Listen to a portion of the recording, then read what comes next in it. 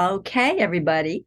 I'm Sally Handley, author of the Holly and Ivy Cozy Mystery Series, and I am here to introduce our third quarter moderator, who's done a great job moderating with some really interesting books. If you have missed them, go back and read them.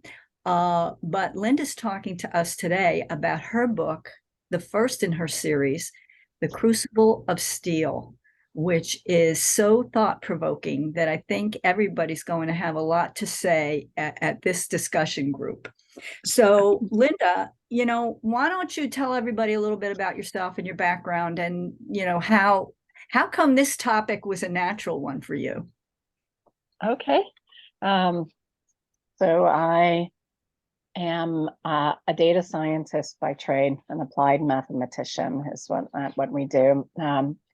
I got my PhD in operations research, which is what would be called data science today. Didn't have that term back then. In Atlanta, Georgia Institute of Technology, which is where a lot of the book is based. You can see, write what you know, right? And I think inherent in my brain just never shuts off. And as a scientist, I'm always I can't help but look at something and think about, just think about, where did it come from? Why is it? And what I think, which is a long way about saying, how did this, I'm also fascinated, I should say, with nature and systems, natural systems, and artificial intelligence has been a big part of my background. And a lot of you may not know, but artificial intelligence is really based upon the human brain and modeling neural networks in the human brain. So it's fascinating that as much as we humans think, as much as we've done in the forefronts of everything we've done, so much of it is just accomplished by exposing nature and natural systems. And that is, I think, that fascination of wanting to understand that and how to applying it in my work every day, but then kind of wanting to apply it, in broader ways and more fun ways as a fiction author. I don't know, as a broad stroke, if you want me to, and I can talk a little bit about and specifically about this book, came apart in a couple, I guess, in the most innocent of ways. I was living in the Virgin Islands, which has not much to do with the book, but I would go running with my dogs. And at the time I had a pit bull mix and a Doberman, because crime is high, but there. and I would and I would look at them, and they're so different, right? And they have the Doberman has these qualities of the Doberman of being loyal, and he wasn't very smart, but and I just would think, look at these dogs that we've bred. Like, we've bred these dogs to be this, and not just to look, he was the sweetest guy, but he looks scary, and he looks this way, but they act this way, and they have different kinds of intelligence, and they actually have these learned behaviors. And I read up a little bit more about dogs, and dogs are the only animal outside of humans that understand pointing. You point, a dog will follow your pointing. No other animal, not even like chimpanzees or orangutans, no other animal does it. They have learned this just from this has become ingrained in their DNA from being around humans. That fascinated me so much, right? And so I thought, I don't know, I just thought, then I started thinking, what if people, we have, as human species, we have modified all these other species around us, right? Which is what we've done with dogs. We modified dogs to be what we want them to be. We've modified crops, just through trial and error. If I've got 10 different kinds of tomatoes growing in my yard right now, I'm a tomato freak, by genetic selection. And what if humans did that, to themselves? And why would it be any different? I'm a real scientist here. I'm sorry. Sometimes my ethics just go out the window, but I started thinking, what if not espousing one race over another. That's dumb. But what if humans, tried to start just like, I want to make a what if we tried to make humans better? What if they tried to make humans more, right, healthier? Well, if they're not sick like me. What if they tried to make them stronger and smarter and more fit and less, impacted by illness? And so I, read up a little bit on. I guess maybe at some point I also had found.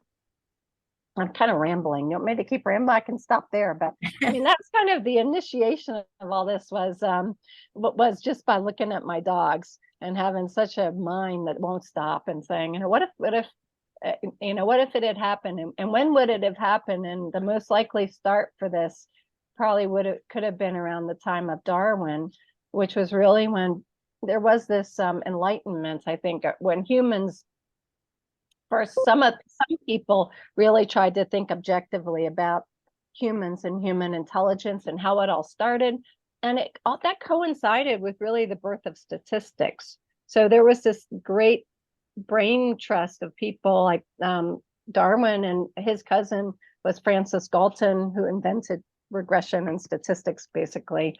And Galton did it in this construct of trying to objectively study humans. He started out. He later got kind of swept up into the eugenics movement. In fact, he coined the term eugenics and the terms nature versus nurture at the same time. I think his really initially, though, his intentions, I think, were pure initially. He really wanted to understand.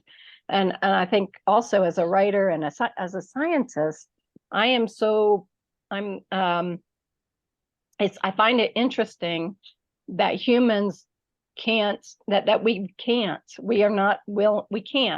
we can't objectively look at ourselves like we look at other things. And we can look at any other species objectively and study, intelligence and health and weight and all of that. And we can do that, but we can't do it with ourselves, because it just means that we're putting people down, right? If we try to study intelligence, it just immediately follows that we are therefore saying somebody's better than somebody else, right? Linda, so I think this would be a good time to ask the group a question. Hold on one second, because earlier I spoke to Linda and I said, I read this book when it first came out, and I was completely horrified by this idea of creating this gifted race of people. And then when I read it this time, I thought, maybe it's not such a bad idea. But I have to tell you, since I talked to Linda this morning, I was walking my dog. And as I'm walking the dog, I'm thinking to myself, speaking about walking dogs is a great, thing to make you think. I thought, yeah, but who decides? Exactly. Who makes the decision? And that raised where you were just now. So I'd like to ask everybody, if you'd like to jump in on this, how do you feel about this whole idea of creating a gifted race or not? I think it would be a lovely idea to make people better, but I don't believe we have advanced enough to let anyone be the deciding factor. I just would not want anyone doing it. Exactly. Because what if you're the one that they decide, well, you're going to be a beast of burden. Well, we're unable to be objective. Right? True. Yeah, I agree. I don't think people can do it. And I think as you go through the books and through the rest of the series, I don't want to give away, but we get to know the Guardians a little better, and we see that they're not the ones either who should have been making those decisions. Darlene, you were about to comment. I think you hit the nail on the head. Who's deciding this, and how are they deciding it? And to me, that's always a slippery slope. And that's exactly right. That's where we find ourselves, because humans, can we can we perform this selective evolution in terms of creating a more empathetic person or anything like that? You know, like what is it? Can we choose those things? I don't know that we necessarily can. Um, Anybody else want to weigh in on that? Leisha or Bill? Bill's here. Can you hear me? Yeah. All right. Yeah, I'm running to my doctor's appointment, but I'm retired law enforcement. I've seen the worst of worst, so I am not afraid because people are always trying to bang type of issues. Oh, we're not hearing you. We're not hearing you, Bill. Hold on. Did I go? Hold on. No, you're muted now.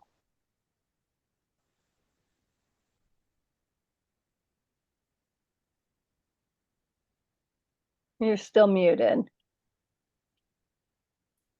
You're still muted, Bill. Oh, okay. Like he says, Can you hear me now? Yes. yes. I'm sorry. I'm Bill. I 32 years law enforcement, so I've seen the worst of the worst, which I wrote a book about, but that's another story. And I just don't trust people. I think they would sooner or later would be used in the wrong way. Yeah, Mhm, exactly. definitely. I agree with that. Yeah, it's one thing to ruminate on this topic and Mhm. intellectualize it, but when you get right down to it, you can't trust people, right? That's basically what it boils down to. You just cannot trust people to do the right thing. I'm sorry. If you can still hear me, I'm traveling Yeah, to my we got you. I'm traveling to my doctor's appointment, but I wanted to, it's my first or second time doing a Zoom. But I just want to make sure I'm a novice, so not too familiar with it. So, but again, I'm enjoying it so far, and I thank you for inviting me. Great. Yeah, we heard you great the second time around. Terrific. Linda, have you been to the places in this book that you wrote about? I mean, because setting shifts in this book. We go to a couple different places. Yes, I have been, I have been, I have not, yes and no, I guess is the answer. I have not been to Honduras. I picked Honduras as the setting for the place because at the time I was writing the book, it had the highest murder rate in the world. It still has one of the highest murder rates in the world. And it's a pretty lawless place. Having said that, I've been to many, many places, countries, traveled to many places and been all around Honduras. Been to Guatemala and Costa Rica and Belize and Mexico, and living in the Virgin Islands and been to many Caribbean islands. I lived in Virgin Islands for 10 years and traveled many places around that. So while I hadn't been there, I felt like I could first Google is a wonderful thing now, and you can find and go and look at all the photos. But I felt like I could represent it enough, just having been to so many of the other countries like that I felt I could. So, but that's why I picked it, and also because I don't know, I am not a very imaginative author, and I try to play. I guess that I love to talk to other people about how they feel about this, but historically, when I'm writing about things in history, I find it a lot easier to keep them grounded in fact. So that's why I picked Honduras, because it is so violent. I picked it because Hurricane Mitch, although I had to move the years a little bit, really happened. And all that devastation was very real, resulting in the overthrow of the governments. I mean, all those things really happened. It was a horrible place where at the time, many aid workers and journalists were being murdered and disappeared. Their bodies were never found. So it just seemed like the location the Guardians would pick to do this experiment. It's lawless, and the government couldn't control things. And they're selling their natural resources out to other countries, so all of that talk about the mining in there and the waste in the land, those are all true. And when I write something, I just feel like I don't want to make that stuff up. I don't want to call out and say stuff. I want to I guess, I want to try to socially embark. My favorite books are the ones I read, and I feel like I can learn something while I'm reading a good story. So all the things I wrote in there that are happening there in Honduras are real. Not that really the Guardians aren't there with their little pet project, but everything that goes around it is really happening. And that's why I picked it, because I felt like that it's suited. It's all, the background is very real. Now Atlanta, obviously I lived there, and I've been to I haven't been exactly to the places in upstate New York exactly there, but I've been a lot of the other places around. So yeah, anyway. But we don't really know that the Guardians aren't there. I mean, that what just came to mind as you described the situation in that country was that Jim Jones massacre in Guyana, which is a largely undeveloped country with lots of space where somebody could go and talk a government into allowing them to set that up, and then they just had their own rule of law. And who knows how many places are like that out in the world right now, in countries that are loosely governed. So and poor. I mean, they're selling off their natural resources. It's all really happening. So there was one quote very early on where the C.T. Edwards wrote the letter to Berkeley, and it really annoyed me, because he said, we can also bred man to be stronger and smarter, and women to be more flattering to the eye. Yeah. It's like, talk about an outdated it was written in 1863. I felt like I had to write it accurately. But really think about that. And I mean, isn't that just like, more part of what we're talking about? It's like, who's to decide what the best characteristics are to bring into any individual? What do women get? What do men get? Oh yeah. I thought that was really, that made me stand up and I'd like to mention something about that, because I'm such a geek. I mean, when I wrote that first chapter, I really wanted to try to make it sound, I'm not a historian, I was a mathematician. I didn't take classes and study the way that people wrote or spoke in 1863, but and it's a very short, but I wanted to make sure that, can I read it? Can I read that page? Sure. Is that okay? I usually read when I do. It's one page. Okay. So this is how the book opens. You all know if you read it. My dear Berkeley, I have just come back from Down House, where I was refused entrance and sent away by the great man himself. Charles, or Mr. Darwin, as he would have it, would not acknowledge my letter to him, nor accept invitation to discuss my application of his theories. I trust that some of this is due to the fact that our mutual friend, his half-cousin Francis Galton, shared with me his manuscript without knowledge or permission. This does not change the validity of the argument I have put forth. Natural selection is nature's method, or God's, depending upon which side you take, of changing the face of the world. I prefer the former. Selective breeding is already the method used by the farmer, which Darwin himself cites as proof of his theories. Human selection is simply the next logical step. Just as we can breed livestock to resist disease, a dog to watch over the livestock, or a fancy pigeon simply to please our eyes, we can also breed man to be stronger and smarter, and women to be more flattering to the eye. We can create the mankind we want to have. Now that we have this knowledge, we must use it.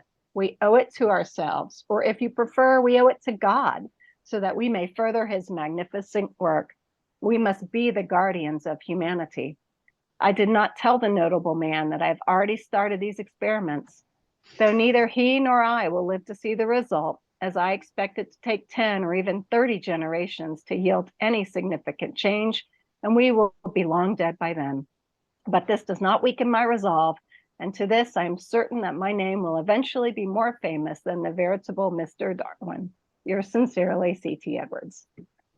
So when that was really fun to write, but hard because I didn't know how to write this. So what I found, the internet is a wonderful thing. I believe it is, I should have looked this up. Cambridge, I think, has put online free for anybody to read all of a whole swath of letters to and from Charles Darwin that he wrote over his career. And there are hundreds of maybe thousands of letters that from and to Darwin that you can read. And it's fabulous. So I can read and this is what people wrote. They're just they really took the time to write letters where every word was important.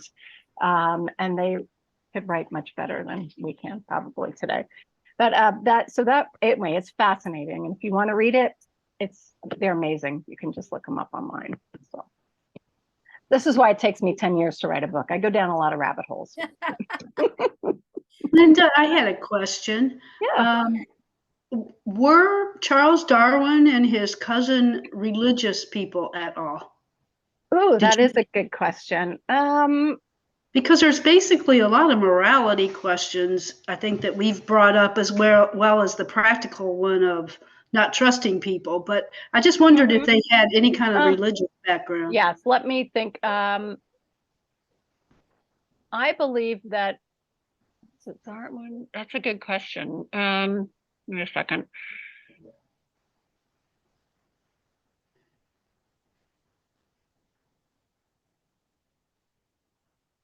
I believe that it was you know what, I might have to come back. I can't remember. I know that one of them struggled, and it may have been Galton with the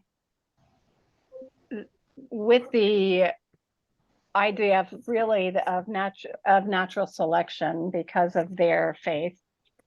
So I don't know. I can't remember. I guess I should say I know I knew, but I can't recall. I can't, but I'm happy to follow. I'm gonna follow up because I'm gonna probably get that question in the future and let you know. You know, we've talked about that morality end of it, but there's another extremely important factor or issue, and that's the one of population control. Mm-hmm. And in a world where, you know, it seems like we're using up the resources that we have,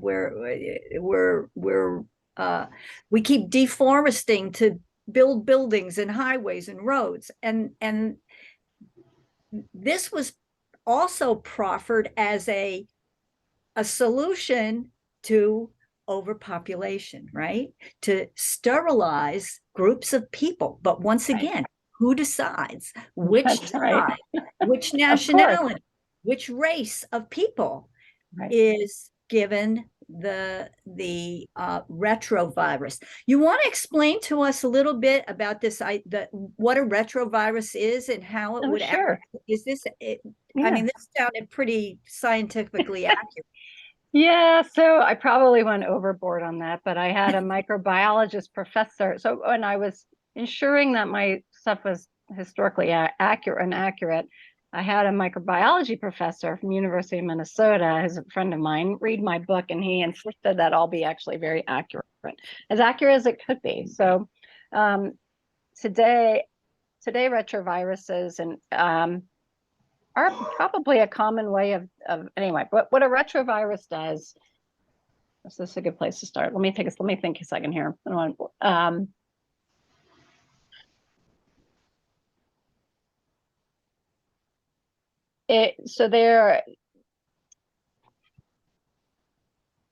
I wanted this to kind of be set in the past, and today we have more and more tools, fortunately or unfortunately, to edit genes. I'm sure you all have heard of CRISPR, which is a direct way of cutting up directly changing genes. A retrovirus is another tool. A retrovirus uses a virus, and it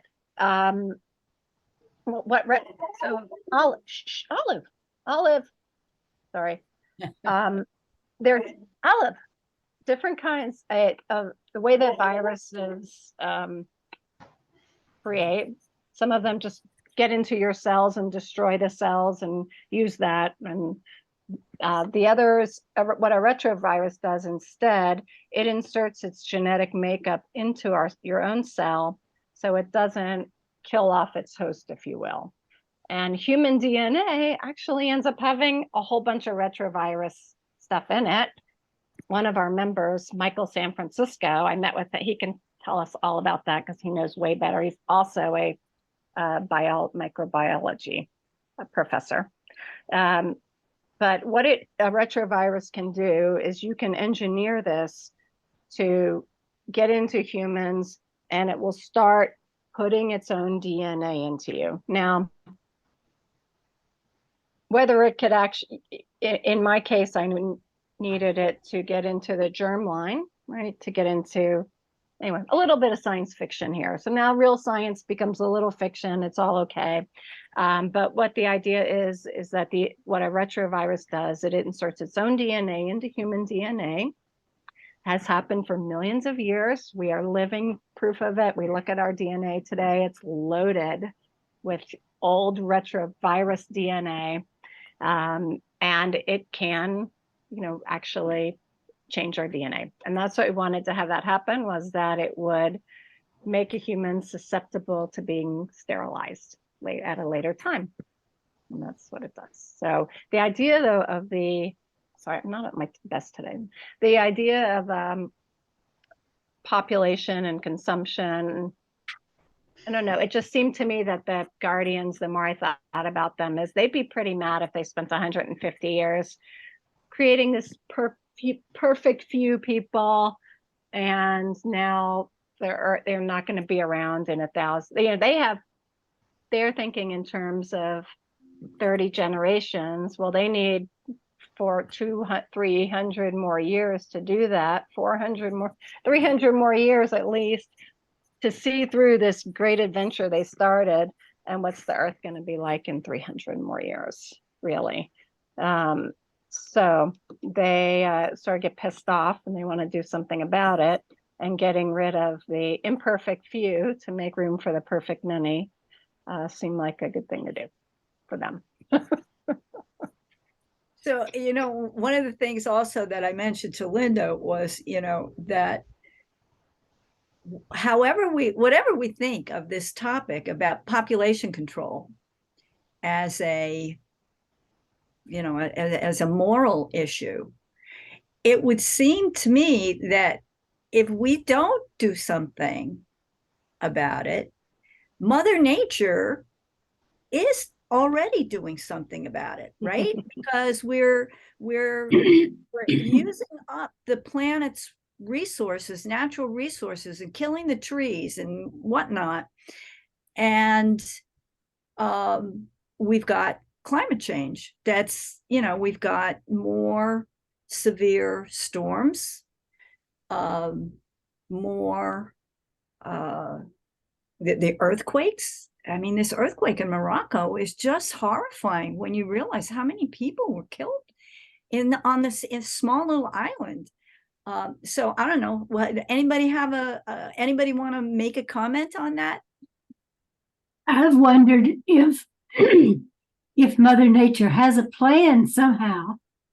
It's hard to believe it's deliberate, but it does seem like the Earth is reacting to our bad behavior. Exactly. A few little lessons here and there. Wake up, people. I'm not going to tolerate this. And I don't know if that could be possible, but it does seem to coincide with things. Yeah. Anybody else? How many of you saw Aquaman? It's a Marvel, I'm just a big Marvel movies fan, but there is a scene in which the ocean throws all the garbage that's been dumped into it on the beach. And I thought, oh my goodness, that is just such an appropriate reaction from the creatures of the deep. So yeah, that's a totally fictional take on it, but it's exactly what you said. Mother Nature is reacting. I don't know. So Linda, Yes. You've talked about the locations in the book. You've talked about the science and the ethical dilemmas. Let's talk about these characters. Yes, let's get out of the science. We've had enough of it. Yes. Yeah, yeah. Like I mean, how did everybody like Georgia Steele? I did. It took me a while to warm up to her, but I do like her, and I liked her a lot more by the end. Yeah. What do you think it was that made you take a while to warm up to her? She was a little removed from her friends and people. She didn't seem to be as emotionally involved as she might have been. Yeah. She was a little on the geeky side, right? Yeah, I guess so. She didn't, the warm fuzzies weren't quite as apparent. Exactly. I can't talk today. I Darlene? like a strong character, and I liked her from the get-go. I like a woman of action. I like someone who takes charge. So for me, she was a really good character. I really enjoyed reading about her. I'd have to say I liked her overall. Few times, and I can't remember the specifics, but I had the feeling that if she was as smart as she was supposed to be, she wouldn't have made some of the decisions that she made. Hmm. I don't know how to say that any differently. That's good. That's a good point. Thank you. My goal was trying to make her also she's just impulsive too. She's impulsive character, and so sometimes she would act without thinking. Plus, I guess I come from, I get where you are.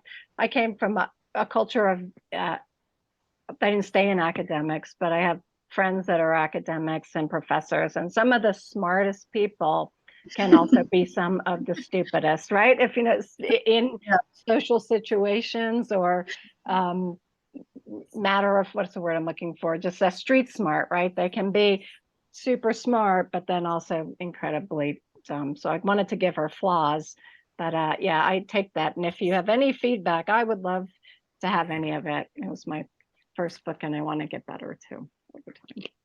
But I think, great first book. Go ahead, Ellis. I'm sorry. No, I was just saying it was a great first book. Absolutely. Very impressive. And let me tell you, for anybody who hasn't read the second book, you're going to love it even more because it just it starts off with a great premise. And I think it's really great. How did you all feel about the fact that this young woman, whose name escapes me at the moment, turns out to be her daughter, and she didn't even know that her eggs had been harvested? Talk about another moral. That was a surprise. Yeah, it was good. Nico. But I mean, that is so doable. Well, how did you feel about these dead parents and what they actually did? You know, that they did. I can't remember exactly what they did. Well, I mean, they know that she was a product of this of the what do you call them? Guardians. The Guardians, right? They knew that.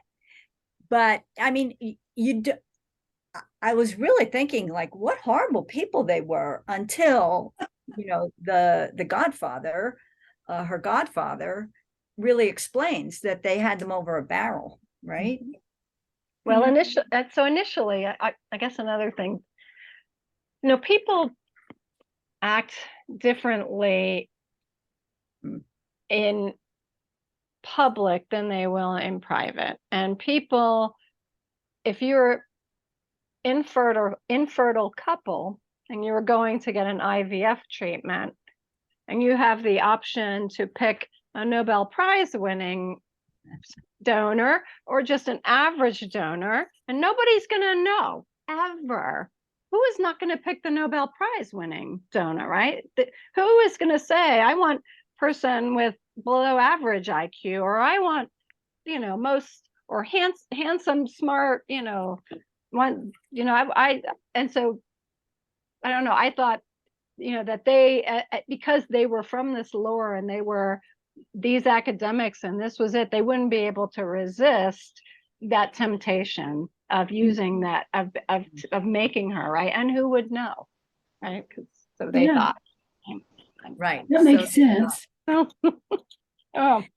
so Again, it was pretty that's- terrible, but again, It's that slippery slope Darlene talked about, right? You make one decision, just one decision, that's right. the That's wrong right. direction. And if they didn't do it, we wouldn't have a good book. So Exactly. Yeah. Exactly. Bad decisions make good stories. There you go. I've heard you say that before, Ellis, and that's the truth, isn't it? That's right. That's Isn't it? right. It just has to be plausible bad decision, I guess. It's Yeah. hopefully was. And what about her friends? What do you think of, first of all, the Marcus, is her, Yep. her Yep. main character, her main buddy friend. And He's a Dave. really good guy. Yeah, There for her all the time. exactly. Yeah. Can't talk today. And then you've got the geekier Dan, the guy geeky and guy. his girlfriend, right? Yeah. Yeah. And I Dave really liked his girlfriend because she just had no, filter. She has no filter. No. she had no filter, right? She just was genuine, and yeah, she couldn't hide her feelings if she tried.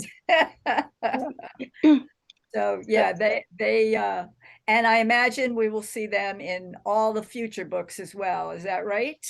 Yeah. Some, yes, some, but yes, not, yeah, they come in and go. So I like to say Dave, who's the professor at Tech, is the only character in this book. When you write characters, you pull pieces from different people that like you pull something, you like the way someone talks, or you pull the way someone looks, or you like, but Dave, Dave was when I was on my PhD committee. He's a good friend of mine. He still works at Georgia Tech. And this is Dave in his 30s. And it's him. And he's okay with it. He's okay with the book. He's out. I've outed him.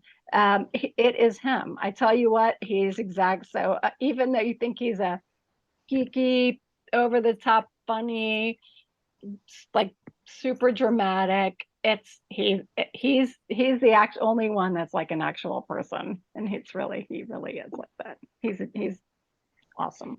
Yeah, and he has an interesting role in the second book. There's a lot of fun stuff going on there in book 2. I had this one question here about how did Michael Crichton's books have an impact on you? But one of the things, how many of you have read that Dan Brown book? And I can never remember the name of it. Not the Da Vinci Code, but the one he wrote later on. Demons and Devil or something? Angels and demons. It's not Yeah. that one.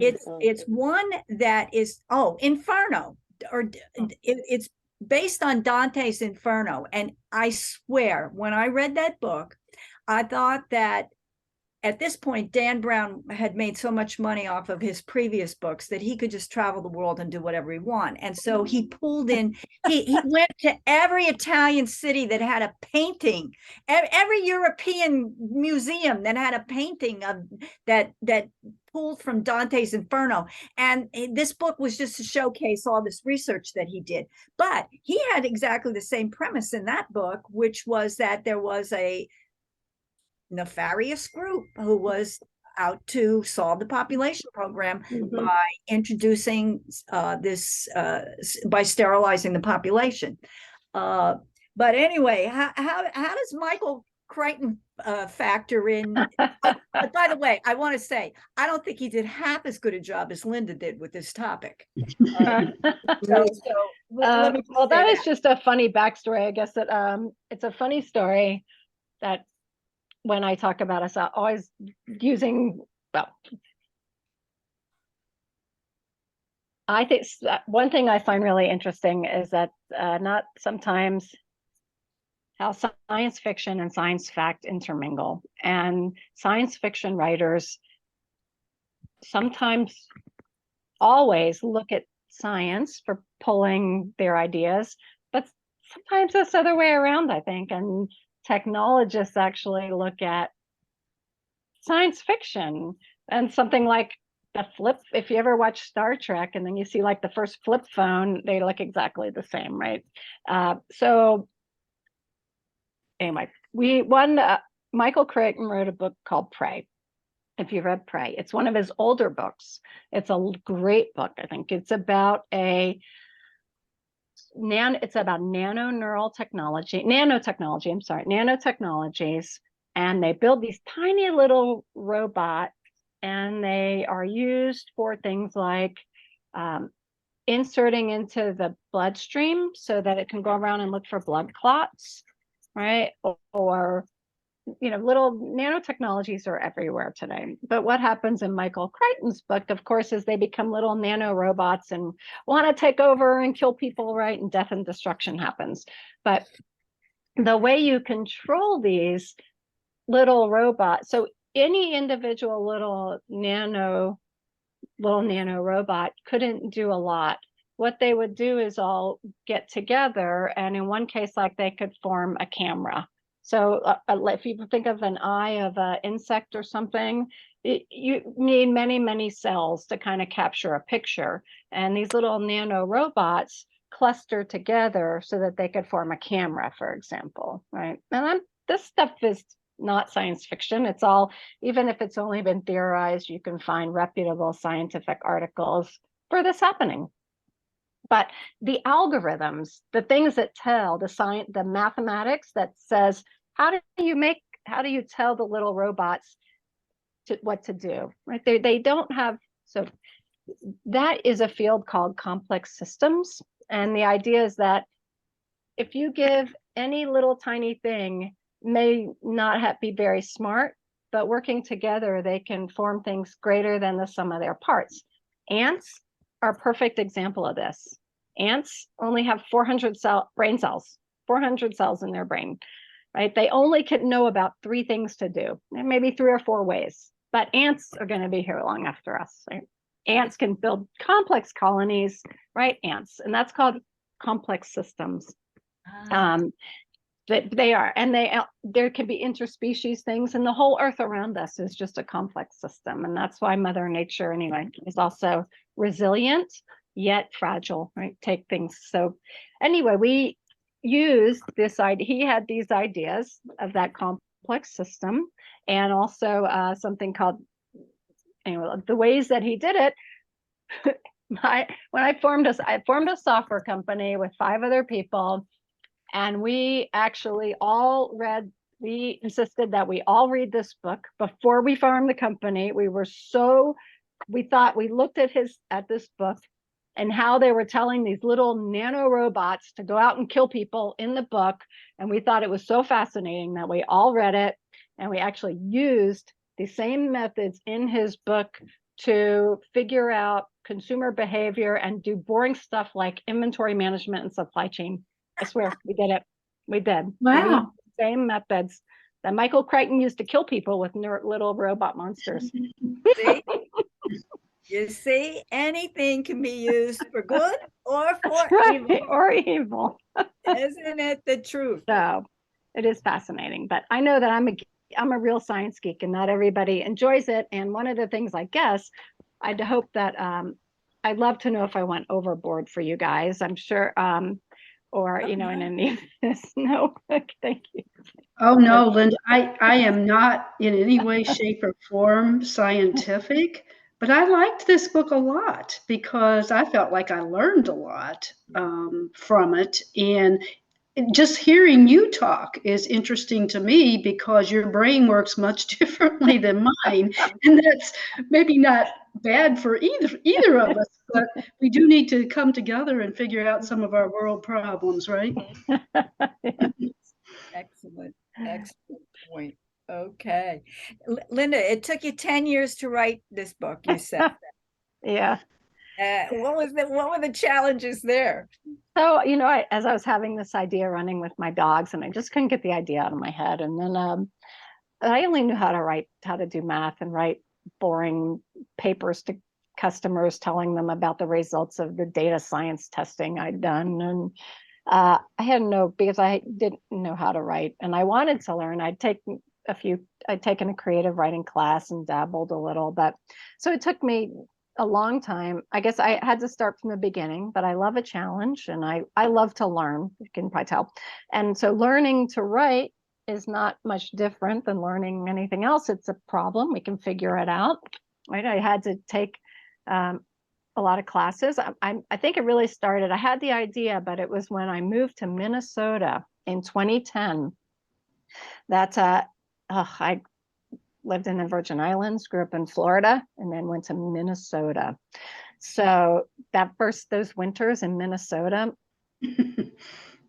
they were my inspiration, right? I thought I'm going to figure out how to write. So I took my first class on writing mysteries with Ellen Hart who's a cozy writer in Minnesota. They have some great mystery writers. And anyway, I just kept at it and had to learn everything from beginning to end. What's in the story? What makes a story?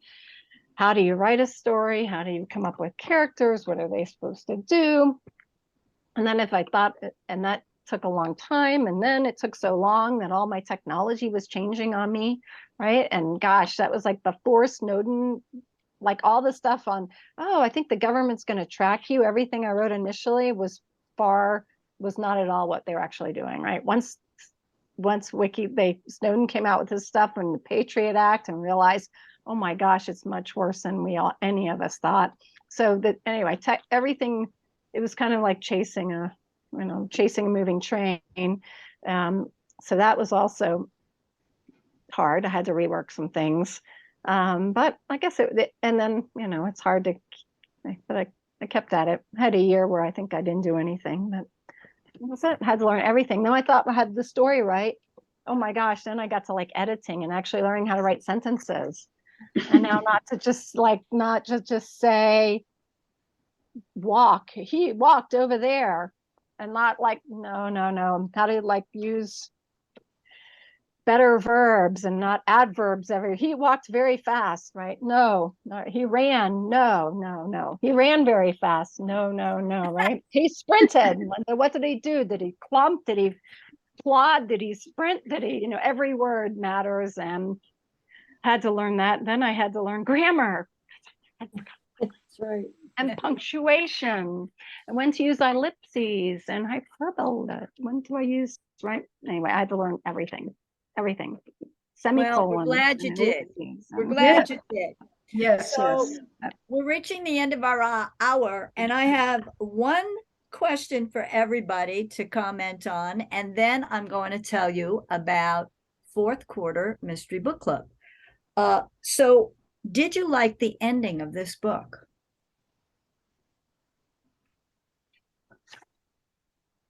Think Yeah, about how it ended. Yes. Okay. I thought it was appropriate. I had to think back to it's been a long time since I read this, but I did. So it kind of ends with the climax is when the dam breaks, and then the denouement is them finding the virus, and Georgia going back and kind of starting the work to track down Alex and the Guardians. Right? Yeah, I thought it Yeah. was a good lead into another book. It definitely leaves you hungry for the next one. Yeah. And I always like books. And I guess there is, though, the letdown of there is the Amico ending, and I'm not sure if that was a letdown or kind of that Amico was just, wasn't part of the grand conspiracy, but they find that, she was just killed by a drunk driver. Oh, so I don't know if yeah. that's a letdown, I worried about that.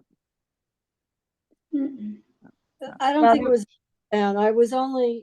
But I have to tell you that kind of got me more than some of the other deaths for some reason. I started to get attached to her character. Yeah, me too. I hated to see her go. Yeah. But I did like your ending. But I like some of your action scenes and the gun scenes, because of course I love action, as I said before. But I have a question. I love the way you tied everything together. You didn't waste anything. It might show up almost halfway through the book or further on. How did you piece all that together? I mean, I thought it was really brilliantly done. Oh my gosh, you're so sweet. Thank you. I'm a plotter, not a pantser in any stretch of the imagination. A lot of revisions, and a lot of planning, I guess, and it takes a lot of time. So I think that's it. I think of something and we'll make a note, write the book I'm writing now. As I think of something, I think, oh, I can, now that I'm at the 3/4 of the way through, I want to do this. And if I stick something in here, I don't know, I appreciate that. It's the hardest part of writing, right? It really, Yeah. when It is. when you make it, you realize you're going to make a change, and you just don't. When you go back and start the next draft, you realize how many different things have to get changed because you made that one change later on in the book. Yeah, And it's you like want to the put in butterfly effect. a little bit of red herring, even though it's mostly a thriller, it's a mystery, but I want to put in little red herrings, Yeah. places so people have a little bit of like, I wanted you, to kind of think, was Jose a bad guy? Just kind of lead you astray a little bit before Yeah. you find out he's not a bad guy. When you think, is he bad? What's all right? Yeah, I want and you the to think FBI he's guy not. too. Yeah, The the FBI guy. Yep. Yeah. You didn't know whether or not to trust him. Yep. So yeah, that it was yeah. Yeah, you did you built the suspense very well, very Well, well. I'd like to ask one question. If there's one thing that you guys could have changed or that you didn't like, I would really love to know because it helps me grow as a writer. Just helps me grow. I don't want to take it personally. I would be helpful. I know you mentioned Anita a few places. I was But gonna if say, there's anything I've else already- you can think of. And You know what? if you want to send it to me later, you can also. So that's really helpful. I mean, the only thing is what somebody mentioned before. It was like the losing Amico was a hard thing, and then but how can you change it? Because that was like a pivotal moment that made Georgia really. That was what set her in. That was Yeah, supporting. exactly. I That mean, made her go. yeah, and there was no turning back after that. She had to. I know. She was going straight ahead. So no, I mean, there's nothing. I didn't like it. I didn't like that it happened, but it was. I could see it was an extremely pivotal activity in the or action in the story. So no. I agree with that because that's the first thing I thought of when Linda asked was Amico. But then when I just can't talk. When I thought about it, I didn't see how it could have been different. Yeah, exactly. You wouldn't have the story. Right. But Well, I have if y'all are interested, you can go to my website or I can send it to you. I had originally put scenes in from Amico's point of view. And along the way, my sister who's actually a developmental editor and helped me a lot, said, you got to get rid of them. And so I wrote a short story from Amico's point of view. And it's on my website. And if you want to read it. Yeah. yeah. Interesting. Well, Linda, I want to thank you on behalf of the Upstate South Carolina chapter of Sisters in Crime for being a wonderful moderator and for selecting such great books for us to read. I really enjoyed this quarter. Next quarter is going to be a little different. I'm going to be the moderator, but we are going to read only dead authors, okay? But I have decided my theme is holidays. So October's book is going to be Halloween by Agatha Christie. Oh. November's book is going to be a Fatal Feast, which is a Jessica Fletcher mystery, but it's written by Donald Bain. Okay, he wrote most of the books that are called Jessica Fletcher mysteries. And the third one is A Christmas Party by Georgette Heyer. And I think they're going to be a lot of fun. I think I will be sending out the email starting, probably later this week or early next week. And we'd love to have all of you on board for that, because we can just celebrate the holidays this time. And then I'm working on authors or moderators for next year. So that is what's coming up for Mystery Book Club. Great. And thank you Well, I all hope so I much. can be here more this time. What's that? I Oh, you're hope I can be here. Things just kept happening at the wrong times, life gets in the way, right? doesn't it?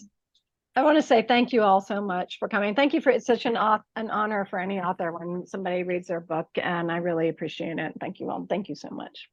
I enjoyed your talking too. It was fascinating. Thank you. Well, thank you. Okay. So I'm going to end Mhm. the recording.